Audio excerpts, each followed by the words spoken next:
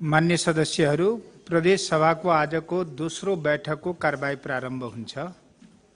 अब म मान्य अर्थमन्त्री श्री भरत प्रसाद शाहलाई मध्य प्रदेश सरकारको आर्थिक वर्ष 2081-82 को राजस्व तथा व्ययको अनुमानको बजेट वक्तव्य सभा समक्ष टेबल गर्न अनुमति दिन्छु।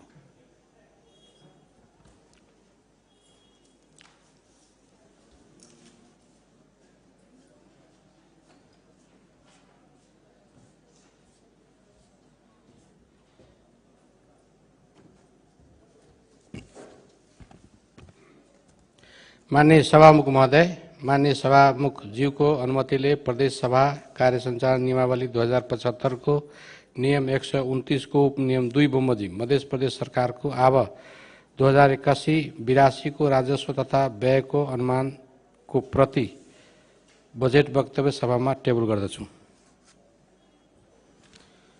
मान्य सदस्यहरू, मध्य प्रदेश सरकारको आर्थिक वर्ष 2081-82 सालको राजस्व तथा व्ययको अनुमानको बजेट वक्तव्य आफ्नो पिजन हल र सचिवालयको वेबसाइटबाट प्राप्त गर्नुहोला।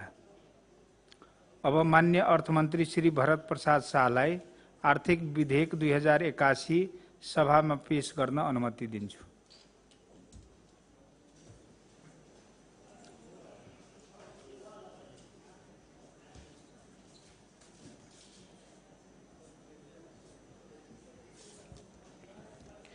माननीय सभामुख महोदय, माननीय सभामुख ज्यूको अनुमतिले प्रदेश सभा कार्य सञ्चालन नियमावली 2075 को नियम 140 बमोजिम आर्थिक विधेयक 2081 सभामा प्रस्तुत गर्दछु।